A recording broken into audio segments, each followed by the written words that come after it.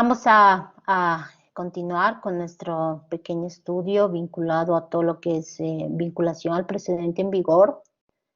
Y estábamos revisando aspectos básicos que sin duda son esenciales para encontrar cuál es el precedente en vigor, ¿no? Un precedente vinculante. Como habíamos visto, ya estamos en análisis dinámico y obviamente la línea jurisprudencial conceptualizada son aquellas respuestas o son las respuestas o soluciones que la jurisprudencia ha dado a determinado problema jurídico y sin duda está conformada por un conjunto de sentencias que abordaron determinada temática. Por eso es importante tener en cuenta esas respuestas que se le ha dado al problema jurídico. Sin duda, las respuestas siempre tienen que ser bajo la lógica que la jurisprudencia constitucional es evolutiva, no se estanca, ¿no? Y se van a raíz de estos pronunciamientos, es que se van modulando, se van extendiendo, o en su caso, se van restringiendo sus alcances de alguna manera, ¿no? A partir de ciertas reinterpretaciones. Lo que tiene que quedar claro es de que la doctrina del estándar jurisprudencial más alto no limita, ¿no? No limita el que la jurisprudencia sea evolutiva, vaya modulando, reconduciendo, etcétera. Sin embargo, sí condiciona el sentido de que el cambio, la mutación de la jurisprudencia debe ser guardar correspondencia al avance expansivo y a la naturaleza de los derechos humanos. No puede ir en contrarruta con esa naturaleza y obviamente las mutaciones regresivas son las que están prohibidas, ¿no? Son las que están sancionadas internacionalmente, ¿no? Si acaso no las sanciona el máximo órgano de control de constitucionalidad, pues en un futuro luego serán sancionadas. Y solo con el análisis de las sentencias que van a conformar evidentemente la línea jurisprudencial, es ahí donde nosotros ya tenemos el escenario completo para determinar cuál es el precedente vinculante.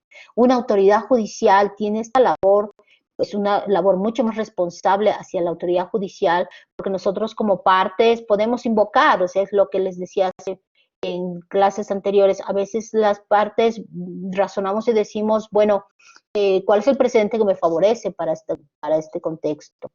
Sin embargo, creo que en un estado como el nuestro es importante actuar con lealtad, con buena fe y sobre todo responsablemente en la invocación del precedente. Entonces, ahí el rol de la autoridad judicial o el rol de la autoridad fiscal, que es la que va a definir a ciencia cierta qué precedente se va a vincular, pues también está en este dilema y con mayor razón está obligado a invocar y a aplicar el precedente en vigor de acuerdo al modelo de Estado. Tampoco podrá hacerlo en función a lo que él considere en esa situación, porque ya hay precedentes, ya hay razonamientos. Es sin duda evidente que existen casos donde las autoridades judiciales se apartan, los tribunales constitucionales se apartan, los tribunales de garantías, mejor dicho, las salas constitucionales se apartan sin ninguna explicación, sin ninguna fundamentación, y estos apartamientos arbitrarios, discrecionales, pues genera un escenario de inseguridad jurídica al justiciable, ¿no? Quien realmente paga todo es el justiciable, y eso es lo que no estamos viendo, todos estos problemas neurálgicos que se tiene en la administración de justicia.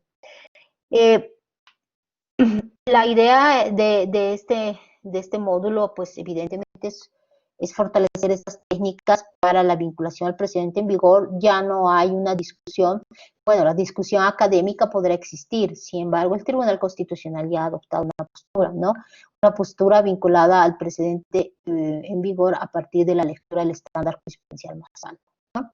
Solo ahora hay que hacer ciertas precisiones, ¿no? Y obliga a hacer ciertas precisiones en los que se va a preguntar uno, ya, el precedente en vigor, de acuerdo al mejor desarrollo, ¿en función a qué? ¿No? ¿Cuál es el precedente más favorable? ¿En función a quién? ¿A quién? ¿A qué derecho?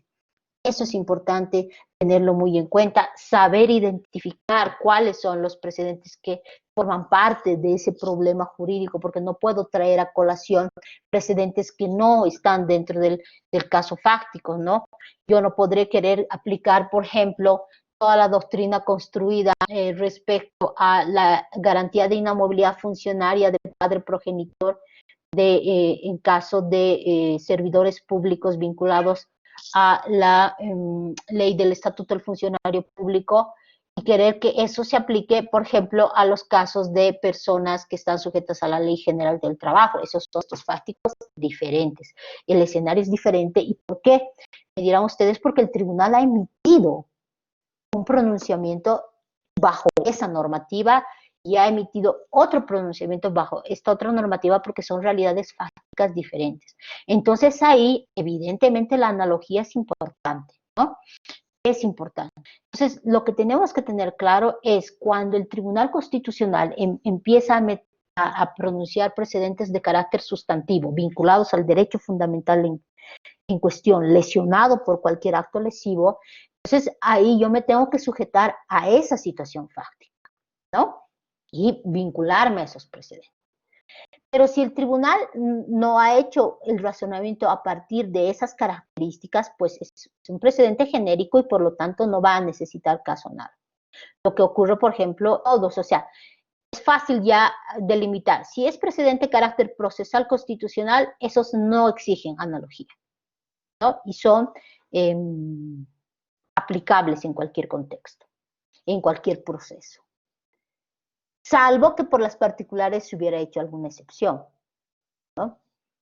Ahora, precedentes de carácter interpretativo, por ejemplo, ¿a qué nos referimos antes? Precedentes de carácter jurisprudencial. Ustedes saben que la doctrina de la reconducción de acciones es un precedente de carácter jurisprudencial, porque ahí el Tribunal Constitucional pues ha establecido un cambio de línea a esa postura muy rígida que ha tenido durante mucho tiempo. En la época de los 10 años sí ha sido muy exigente en este aspecto, donde ha señalado que por lo menos hasta antes de la sentencia 645 quebrado 2012, cuando nosotros nos equivocábamos de acción, ¿no? Nos equivocábamos de acción, ¿qué nos decía el Tribunal Constitucional? Pues el Tribunal Constitucional nos decía que lo sentía y que tenía que interponer otra acción. En cambio, con la sentencia 645 quebrado 2012 se incorpora la reconducción de acciones, ¿no? La doctrina de reconducción de acciones, y obviamente esta doctrina de reconducción de acciones también tiene sus oscilaciones, ¿no? Y eso es lo malo. Tuvo sus oscilaciones, sin embargo, evidentemente a este caso yo también tengo que aprender a identificar el estándar más alto. Y en esas oscilaciones, por ejemplo, hay una sentencia que establece que la reconducción de acciones solo es para grupos de prioritaria atención, cuando la 645 dijo que no, es para todo justiciable. Entonces, ese, por ejemplo, la primera sentencia, 645 quebrado 2012, que nos habla de la reconducción de acciones, ha sido dictada en un caso de acción de cumplimiento presentada por pueblos indígenas. Y en esa sentencia, por primera vez, el Tribunal Constitucional incorpora la doctrina de la reconducción de acciones. Entonces, el día de mañana nosotros no podremos decir si yo estoy en una acción de libertad, decir, y quiero que se reconduzca la acción, es porque dice que para interponer la acción, la libertad, digamos que yo interpongo amparo constitucional, ¿no? Interpongo amparo constitucional y no me sé la última línea del Tribunal Constitucional en materia de amparo de vida por violencia en razón de género es la acción de libertad. No me sé, no conozco la 19. ¿Y yo qué hago? En un caso de vida, ¿no? Un caso de vida vinculado a una lesión por violencia en razón de género. Interpongo amparo. Este razonamiento antes, en la época de los 10 años, me hubieran dicho, lo siento, tiene que interponer acción de libertad, vuelva de nuevo. Hoy en día no. Y no me la sé. no sé eso. Entonces ahora, a partir de una fuerte influencia de un activismo judicial, sobre todo de la aplicación de criterios de favorabilidad, el Tribunal Constitucional no podría decir, ah, no, me desvinculo porque resulta que esto de la reconducción de acciones fue presentada en un caso de acción de cumplimiento y se aplicó a acción popular. Lo que usted me está planteando es de acción de amparo y usted debería haber interpuesto acción de libertad y por lo tanto le deniego. ¿Aquí qué está haciendo? Aquí una sala constitucional que razona de esta forma se está desvinculando arbitrariamente del precedente vinculante. Porque este precedente vinculante construido por la 645 establece que es en toda acción. Y para la cuestión analógica no se exige cuestión analógica porque es un precedente de carácter jurisprudencial que ha incorporado un instituto jurídico en el escenario de la justicia constitucional, ¿no? O lo mismo de la 2233 quebrado 2013.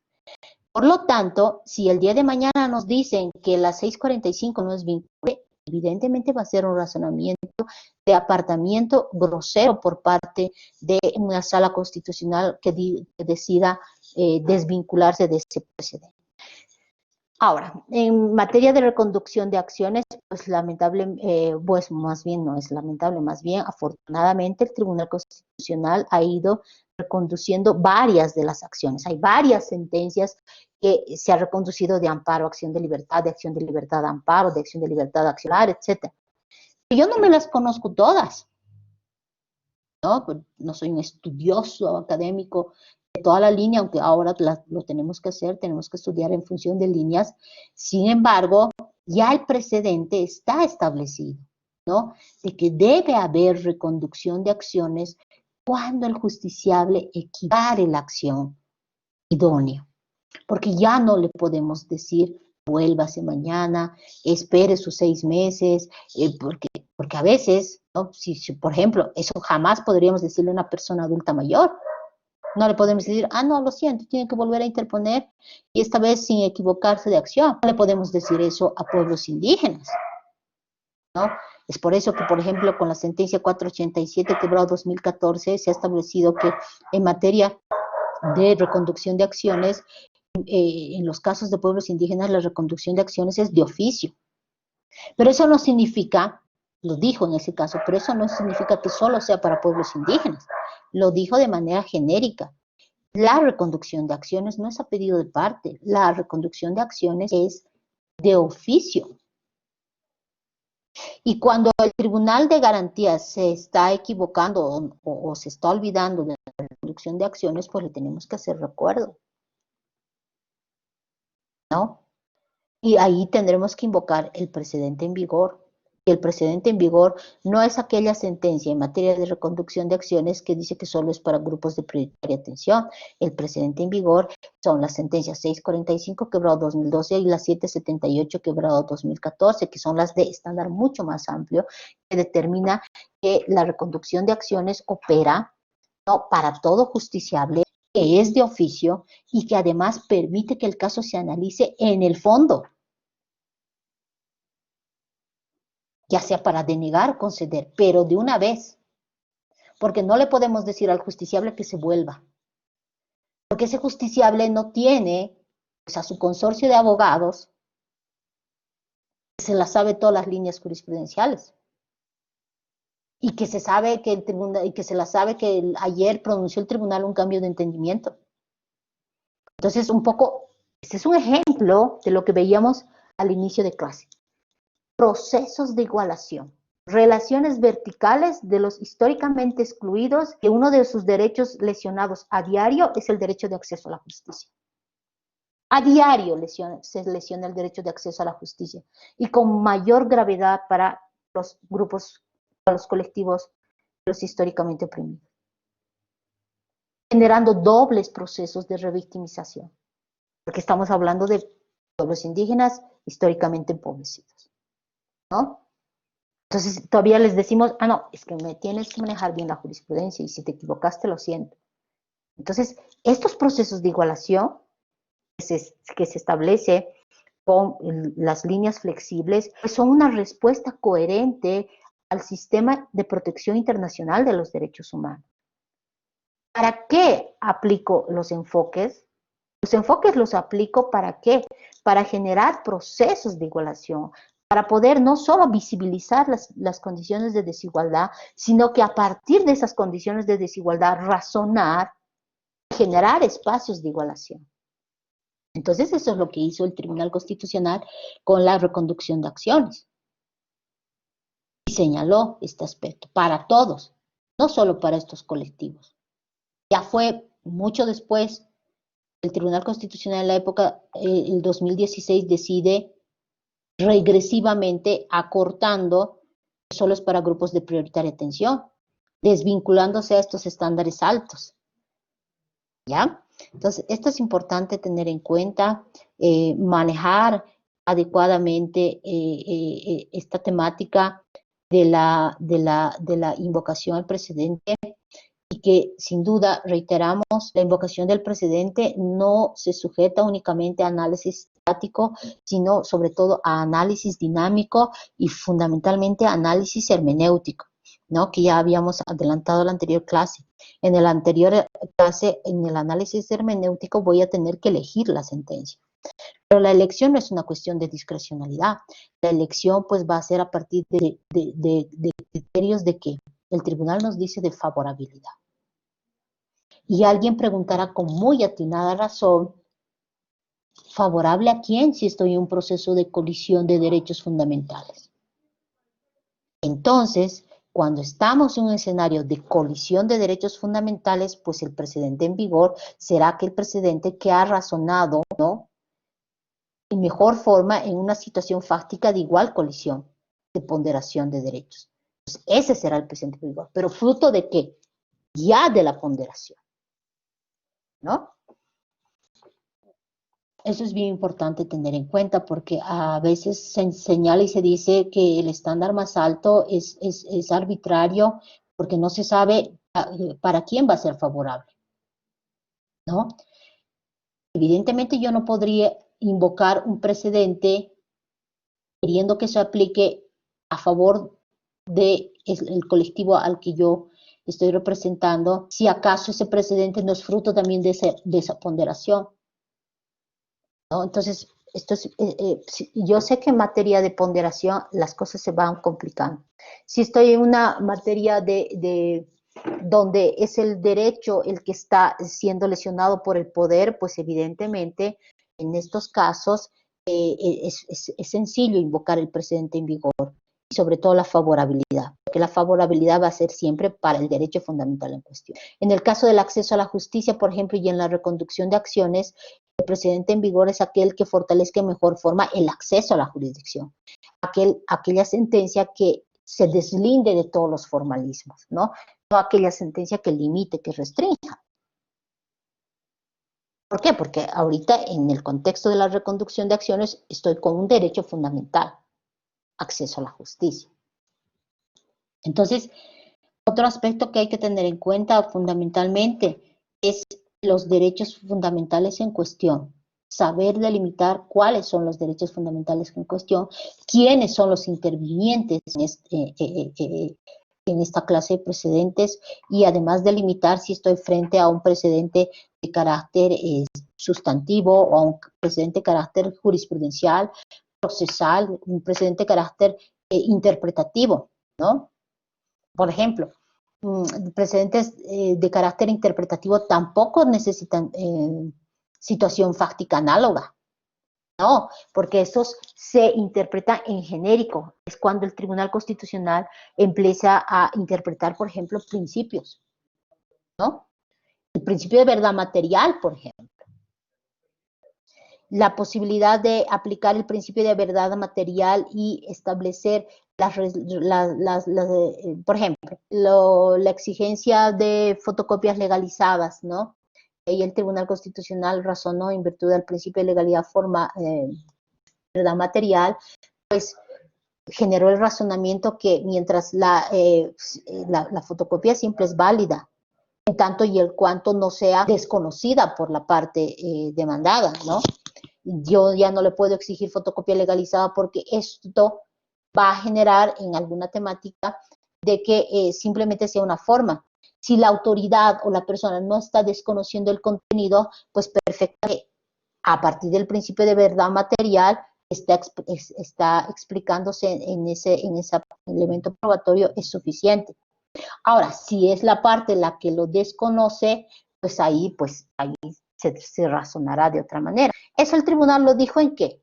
En una temática en materia, creo que civil, y es un principio genérico de interpretación a partir del principio de verdad material. Eso yo lo puedo aplicar en materia administrativa, lo puedo aplicar en materia disciplinaria, lo puedo aplicar en materia penal, en lo conducente, etcétera. Entonces, no necesito caso análogo. Entonces, hay que también manejar esto de los tipos de precedentes que se van emitiendo para ver si hay la exigencia de la analogía, y sobre todo esta analogía implica similitud del caso fáctico, no implica similitud de los antecedentes del caso, ¿no? Entonces, estos supuestos hacen de que nos demos ya cuenta que en la mayoría de los casos nos han ido denegando o se han ido desvinculando arbitrariamente el precedente constitucional. Ahora, para seguir nuestro avance, no se olviden también que dentro de la jurisprudencia, que es importante revisarla, les había ya anotado ayer, la sentencia 87 quebrada 2014, ¿no? La jurisprudencia constitucional, al ser en esencia evolutiva, se va modulando, ya sea extendiendo o en su caso restringiendo sus alcances. De ahí que es preciso hacer un recorrido entre las sentencias básicas o creadoras de línea, sentencias moduladoras de línea, sentencias confirmadoras o reiteradoras de línea, sentencias mutadoras o cambiadoras de línea y sentencias reconductoras de línea, porque solo con este análisis dinámico de las sentencias que forman la línea jurisprudencial se identifica el precedente constitucional en vigor. Aquí hay que aclarar un aspecto, ¿ya? El hecho que una línea de pensamiento o un precedente tenga una cantidad de sentencias confirmadoras, ¿no? Por sí sola no la hace precedente vinculante. ¿Por qué? Porque nosotros estamos sometidos a la técnica del test de validación, no solo formal, sino material. Puede ser que esta sentencia puede estar aplicada de manera reiterada, sea una sentencia restrictiva. Y la sentencia que más bien es más favorable, ¿no? Que más bien es más favorable, tiene unas cuantas. Y uno dirá, ah, no, esta sentencia es aislada. No, por el solo hecho de que sea esta línea de pensamiento con unas 3 o 4 que le siguen, por sí sola no hace que tenga que desmerecerse en la balanza. El que haya muchas sentencias que confirman una línea de pensamiento, evidentemente esa puede ser la línea que está adoptando cierto tribunal, pero en el contexto boliviano no significa que sea el precedente. Lo que hace que sea precedente en vigor, ¿qué es? Es la favorabilidad, el criterio de favorabilidad. Ya hemos cambiado de paradigma.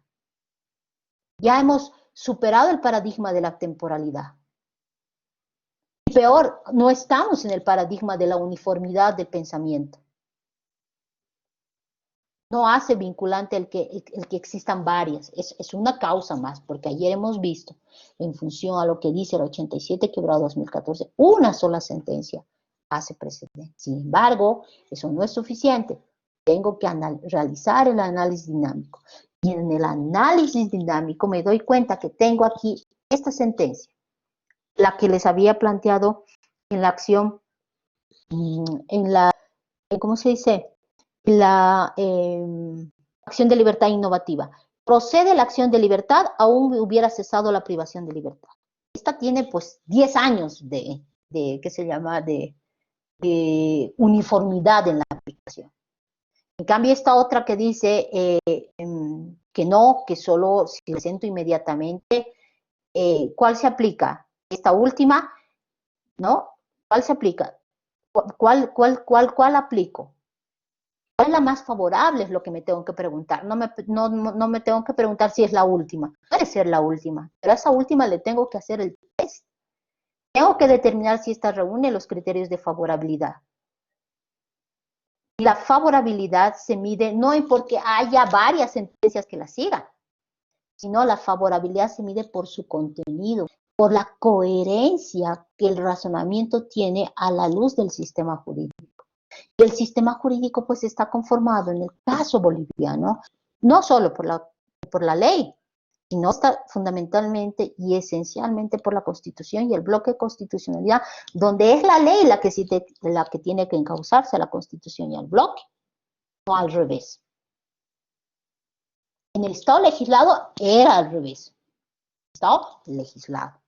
En el Estado legislado, la Constitución se medía en función al legislador. Los derechos se aplicaban en función al legislador. En el caso boliviano, con la Constitución y obviamente con mucha jurisprudencia del Tribunal Constitucional de la época de los 10 años, la Constitución se mide, los derechos fundamentales se miden, ya no dependen del desarrollo legislativo. El artículo 109 de la Constitución, ¿qué nos dice? Directa justiciabilidad y directa aplicabilidad. Son directamente aplicables todas las normas de la Constitución vinculadas a derechos fundamentales. El que no haya un desarrollo legislativo por sí sola no hace que se deniegue. Eso ocurría antes, donde dependíamos del legislador, donde la Constitución no era concebida como una norma jurídica de aplicación directa. Hoy en día no. Hoy en día la Constitución es norma jurídica de aplicación directa. Los derechos fundamentales que están insertos en ella son derechos directamente aplicables. Ah, es que no me han desarrollado. Entonces vamos a seguir dependiendo del legislador. Van a seguir siendo encargos al legislador, el legislador que no los desarrolla. Eso ya hemos avanzado, ¿no? Entonces, eso en cuanto a técnica del precedente.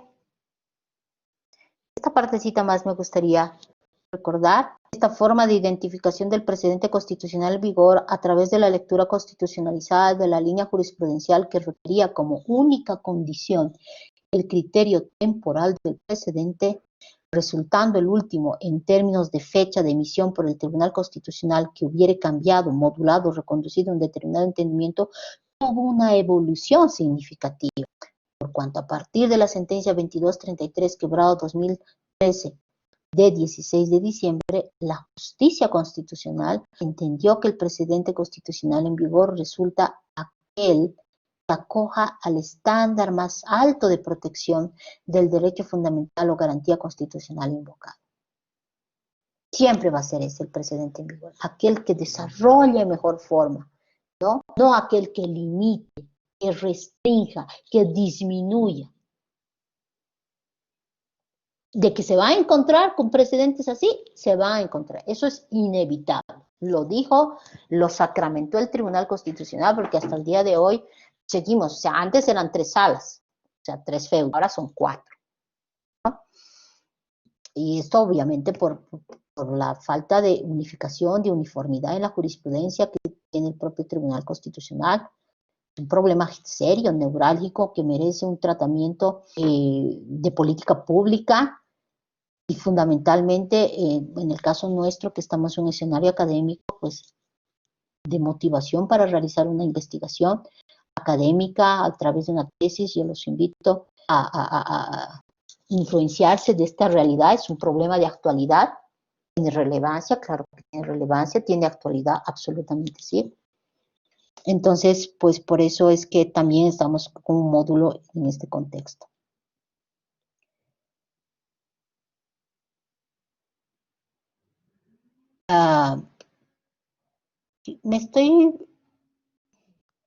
Resulta, permítame volver a leer esta parte, ¿no?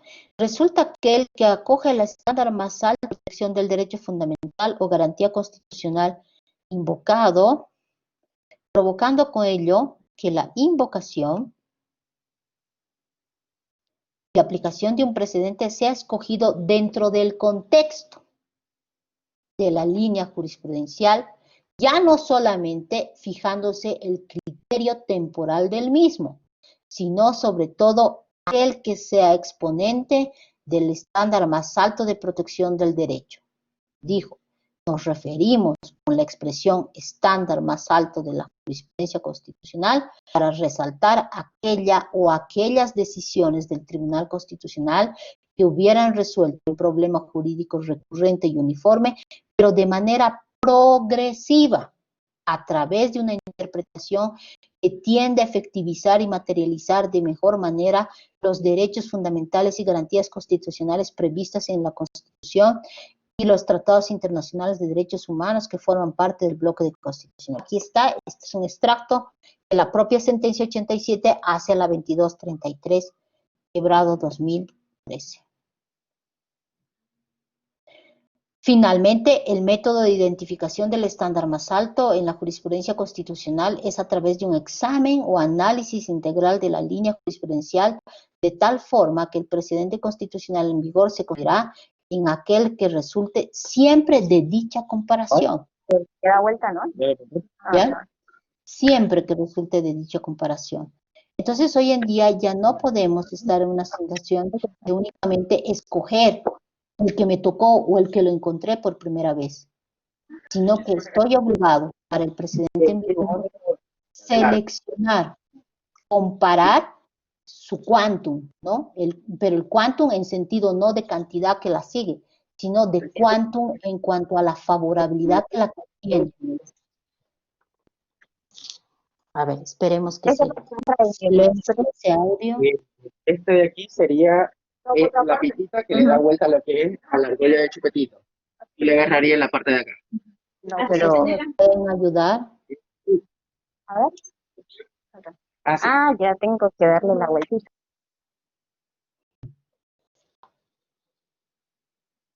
Gracias. Muchas gracias. Doctora, buen día. Una cosa, Dígame, doctor, le agradezco. 787 quebrado 2014, ¿no? La resolución que nos dictó, Perdón, 787 quebrado 2014. de la que complementa el presidente en vigor. 2233. Sí. Sí, 87 quebrado 2014, S3, doctor, aquí está ahorita en la 87 presentación. quebrado 2014. S3. Gracias. Esa es la, a usted más bien. Esa es la que complementa, ¿no? El estudio.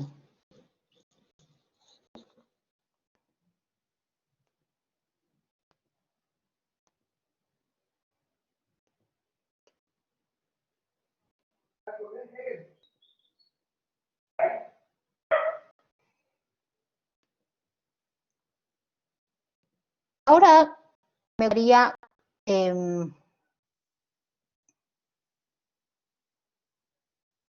miren, hace rato les había preguntado, es importante que hagamos nuestros ejercicios, sobre todo, les había preguntado, les había puesto sentencias, ¿no? Vinculadas a la procedencia de la acción de libertad. Aún hubiera cesado la privación de libertad. Ahora sí les pediría a ustedes les dije que lo llevemos al break. ¿Cuál sería el precedente vinculante respecto al problema jurídico si procede la acción de libertad, aún hubiera cesado la privación de libertad? Ya hemos visto que existen cuatro razonamientos. ¿Cuál es el precedente vinculante? ¿Cuál invocaremos al momento de ser abogados que tenemos a una persona que ha sido arbitrariamente aprendida y además ilegalmente aprendida y que no obstante estar encerrada, pues luego es liberada? ¿Qué precedente invocaremos? Y como jueces, ¿qué precedente invocaremos al resolver? ¿Cuál será el precedente en vigor? Tanto para jueces o para abogados tiene que ser lo mismo, ¿no? O sea, al final tendría que ser lo mismo, ¿no? A ver, ¿qué precedente, cuál sería, ante ese problema jurídico, cuál es el precedente? Respecto al problema, siempre problema. ¿Cuál es el problema? Si procede, yo me estoy formulando, la acción de libertad, aún hubiera cesado la privación de libertad.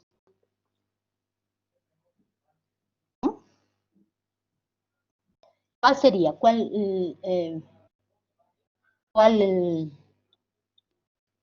sería el precedente?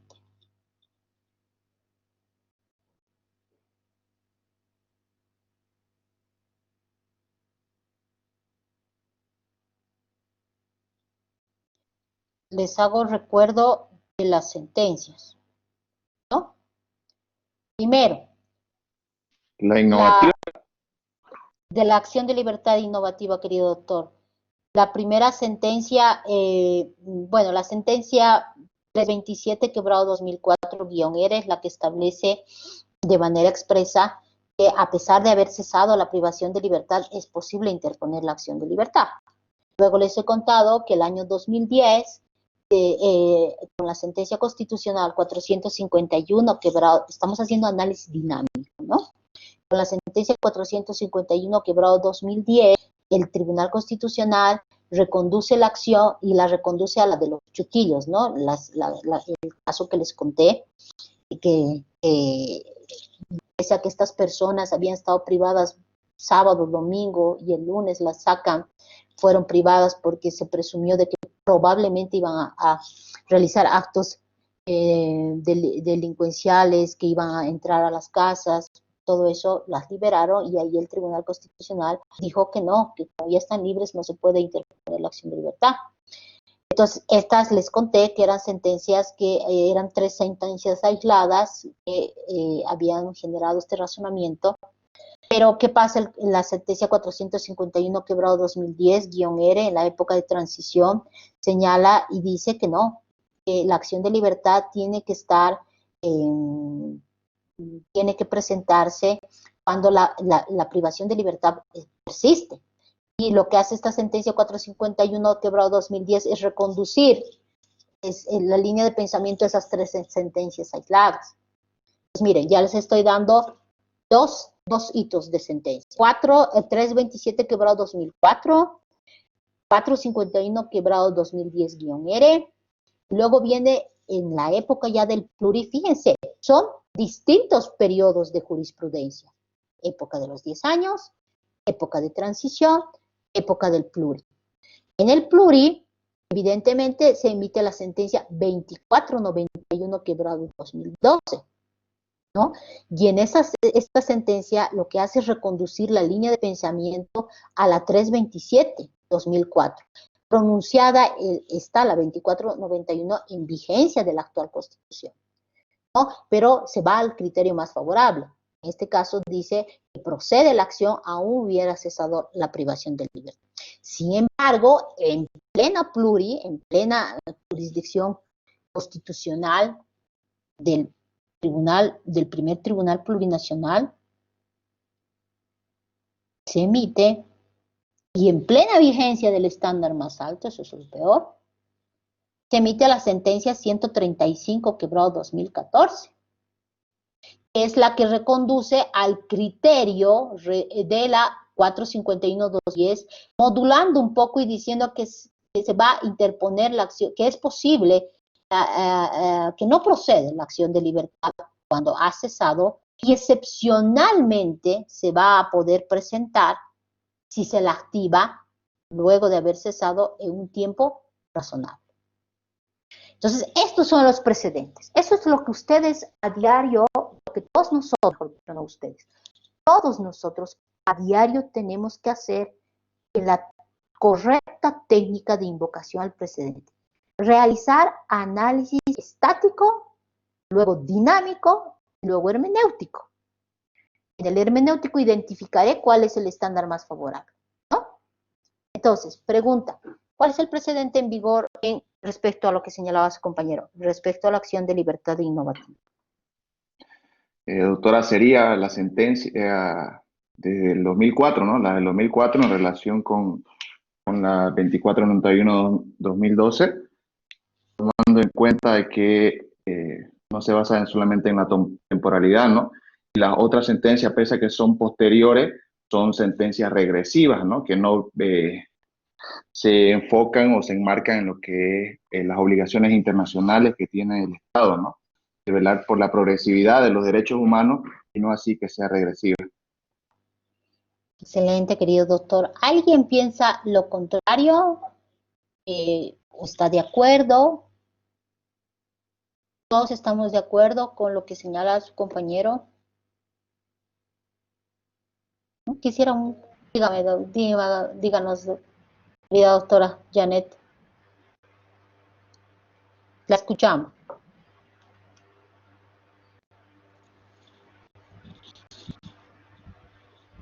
La escuchamos, querida doctora. Buenos días, doctora. Concuerdo. ¿Me escucha? La escuchamos, sí, la estamos escuchando. Buenos días, doctora. Concuerdo con el doctor, ya que la sentencia 327-2004 es la que se debe aplicar, ya que, como usted ha explicado, se debe hacer una valoración y aplicar lo más favorable. Exactamente, querida doctora. Aquí el derecho más favorable en cuestión, ¿cuál es? Es la libertad, ¿no es cierto? La protección a la libertad. Y la protección a la libertad ha sido restringida, ha sido vulnerada. El solo hecho de que ahora me liberaron va a anular el acto lesivo y obviamente la acción de libertad innovativa dice que esto no es posible. Entonces, es bien importante tener en cuenta, yo agradezco la participación de sus compañeros y obviamente han dado una respuesta coherente, ¿no? La invocación del precedente en vigor ya no se rige únicamente por criterios de temporalidad, sino sobre todo de favorabilidad, y por eso es que muy atinadamente el doctor nos identifica cuál. Obviamente la 327, pero reforzada con la 2491 quebrado 2012, porque ambas complementan y se refuerzan en la argumentación. La 2491 ya hace un análisis inclusive de incorporación al bloque de constitucionalidad, hace un análisis también en virtud de la vigencia de la Constitución actual, ¿no? La 451, pese a que tenía la misma Constitución, la actual, razonó restrictivamente. Y el hecho de que, por ejemplo, el día de hoy tengamos una última sentencia del 2020 que diga que no, reconduzca de nuevo a la 451, a la de transición, pues no es precedente en vigor, no es precedente blanco, ¿no? Pero alguno me dirá, pucha, pero está ahí, ¿qué hago si el tribunal no respeta? El propio tribunal no está respetando su propia jurisprudencia. ¿Qué hacemos frente a este fenómeno? Por eso yo invito, y lo invito de manera seria, ¿no? Tenemos que, este es un problema neurálgico que estamos viviendo en Bolivia. O sea, tengo que rezar 5 Padres Nuestros, 10 Ave Marías para que me llegue a la sala pro, mi caso, a la sala que sí aplica el estándar más alto. O veré limitado mi acceso a la justicia porque tuve la mala suerte que le llegó a la sala que aplica el estándar bajo. ¿Qué hacemos con este problema? ¿Cómo lo solucionamos académicamente a partir de una investigación seria? Tendremos que crear la figura de cosa juzgada formal cuando el tribunal se aplica o se vincula al precedente más bajo. ¿Realmente me han generado justicia constitucional? ¿Si acaso han aplicado un precedente regresivo? ¿No? O sea, yo honestamente los invito. Esto es un problema muy serio el que estamos viviendo y la pena es que en propio escenario de tribunal, ¿no? Diferente fuera que los tribunales de garantías pues se desvincularan porque obviamente son diferentes salas, ya ahí el tribunal los puede reconducir con autoridad moral. Pero lo que ocurre en nuestras salas constitucionales es muy preocupante, ¿no? Es muy preocupante. Sin embargo, estamos graficando, estamos diagramando la realidad, pero esto esto tiene que encontrar encauce, ¿no? Y el encauce felizmente lo dio el propio Tribunal Constitucional, no tuvo que ser la doctrina, etcétera, y el propio Tribunal Constitucional señaló y dijo lo siguiente: ojo, no puede evitar jurisprudencia diferenciada, sin embargo, frente a esta colisión de jurisprudencia, usted se tiene que vincular al presidente alto, ¿no? Y la pregunta del millón: ¿y qué pasa que yo le invoco al presidente, el alto? 2491 quebrado 2012 en materia de acción de libertad innovativa. Y me salen con que no. ¿Qué mecanismo tengo? Por eso les digo, este problema de la desvinculación del presidente es un problema latente, con actualidad académica, investigativa. ¿Cómo operan en otros estados? ¿No? Es importantísimo esto. Mientras encontramos esas soluciones, ya sea jurisprudenciales o ojalá sea el propio Tribunal Constitucional que decida uniformar su jurisprudencia y ya no sacar sentencias regresivas. Sin embargo, lo que tenemos hasta hoy es una vinculación al estándar jurisprudencial más alto.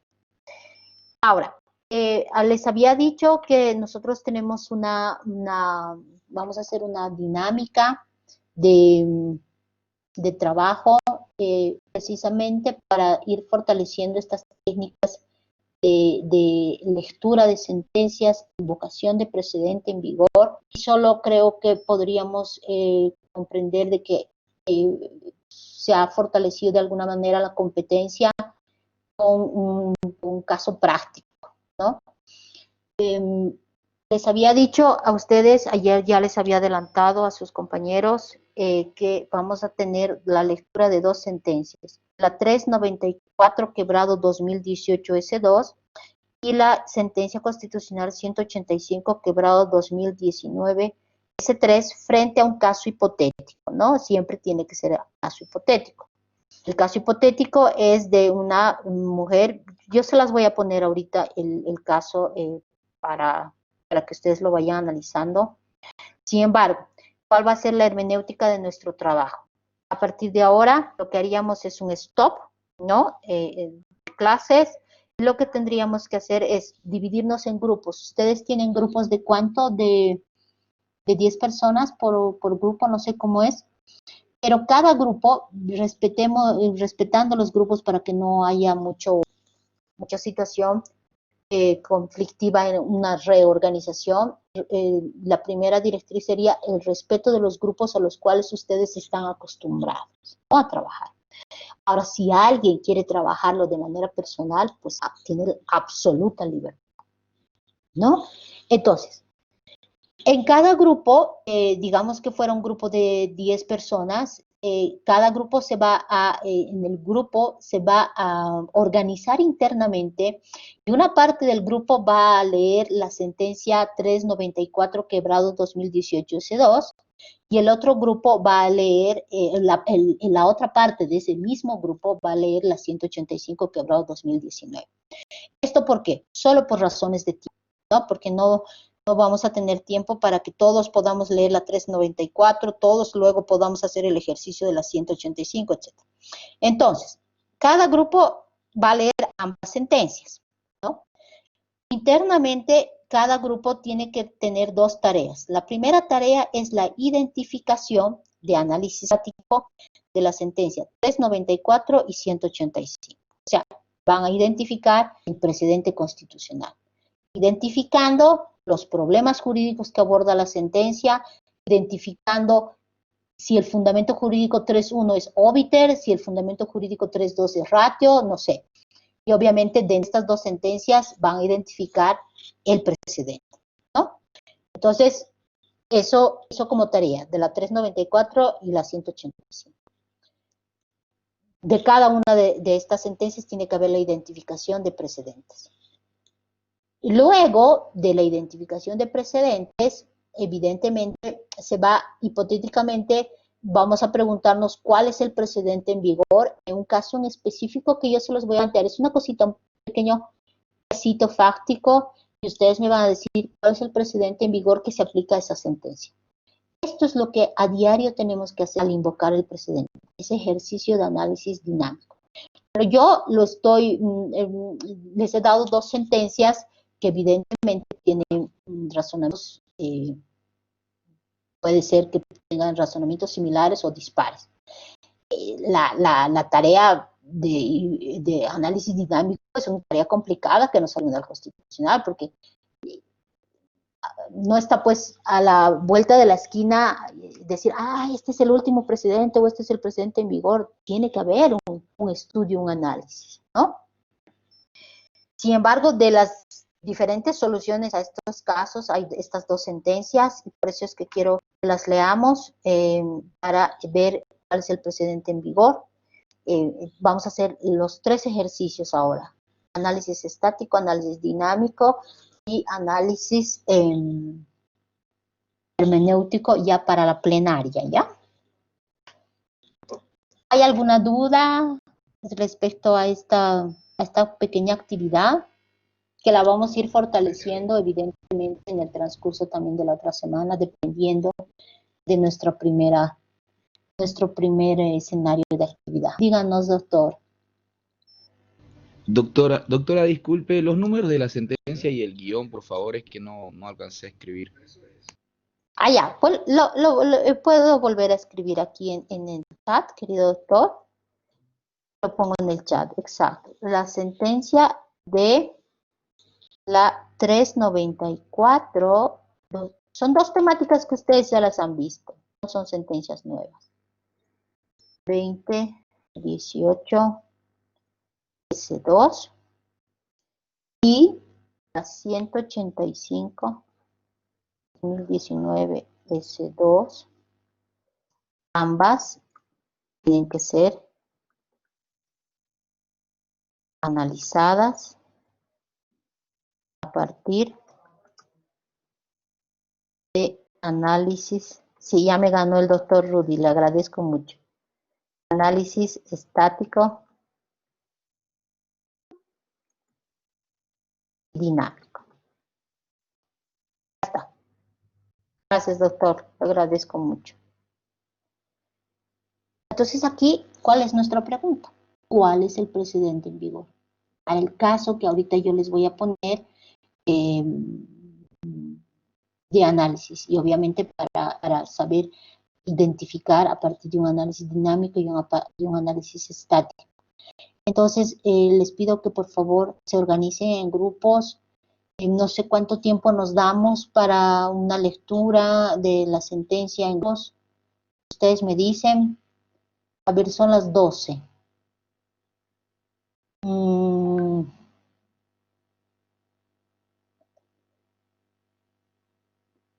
A ver, lo que podríamos hacer es se organiza en grupo, leen la sentencia y podríamos volver ya a la plenaria, a la discusión. Podríamos inclusive, ¿a qué hora volveríamos a la discusión? A ver, a la identificación.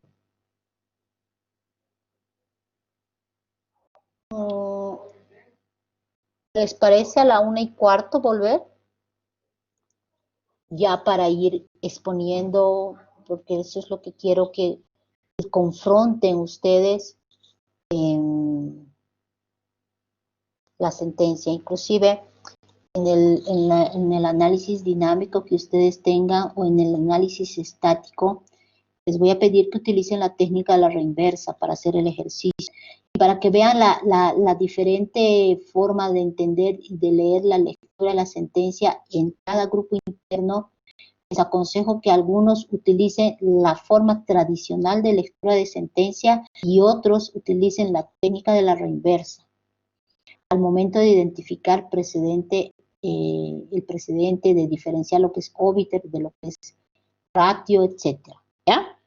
Ese ejercicio también sería muy importante. Entonces, ¿está bien? 1:15. Sí, doctor Sergio, es segurísima que es S2. Doctora. Sí, dígame, doctor. Existimos varios integrantes que somos nuevos, que no tenemos un grupo. Me gustaría saber cómo podríamos hacer nosotros que no tenemos grupo, ya que en el grupo general tampoco se puede mandar mensajes. Me gustaría poder buscar una solución para los que somos nuevos y no tenemos grupo. Muchas gracias. Ya, querida doctora, no sé si ahorita los que son nuevos podrían escribirlo en el chat y todas esas personas formarían su nuevo grupo, tal vez, querida doctora. No sé cuántas personas serían, bueno, lo lógico sería que todos los que son nuevos ya automáticamente formen este nuevo grupo, ¿no?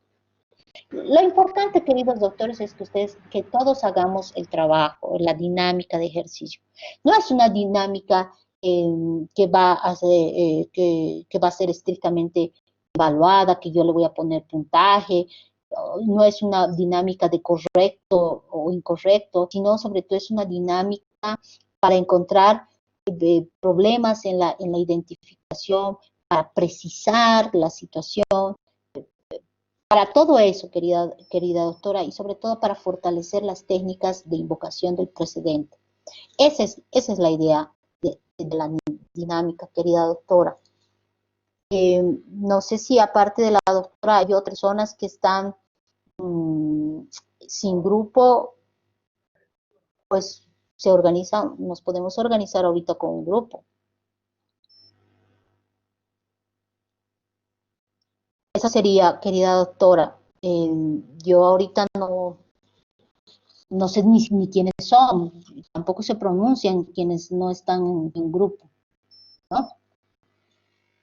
Entonces, está clara la dinámica, lectura de ambas sentencias y cada sentencia debe estar identificada estáticamente en un análisis estático, identificando problemas jurídicos que trata la sentencia y obviamente cuáles son óbiteres, cuáles son ratios, cuál es el precedente. La pregunta esencial en el análisis estático siempre es cuál es el precedente, ¿no? Y para eso tengo que aprender a diferenciar lo que es ratio y lo que es óbiter. Y el precedente siempre es en la ratio. Eso. Y otro, ¿cuál es el precedente en vigor? Ustedes se van a dar cuenta que son dos sentencias que aparentemente están resolviendo similar problema jurídico, ¿no? Entonces, eso, queridos doctores. Volveríamos a las, ¿está bien a las 2?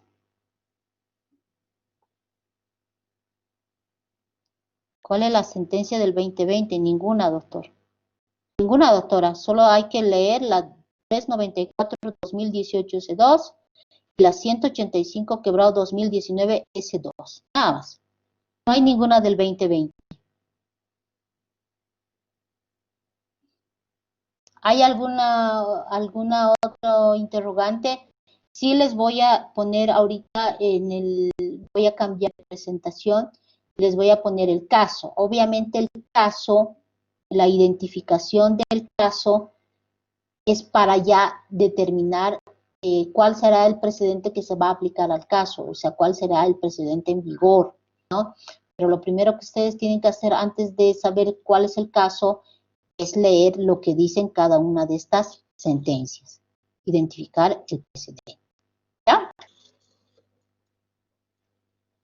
Bueno, entonces nos veríamos a las 2 de la tarde. Ahorita trabajarían en sus grupos hasta la 1 de la tarde y porque tenemos hasta las 2 de la tarde. Hasta la 1 de la tarde podrían trabajar y ya ahí una vez ya resuelta la dinámica, nos daríamos una media horita para descansar, almorzar y a la 1:30 nos veríamos para la plenaria, porque terminaríamos a las 2 de la tarde, ¿no? ¿Estamos bien?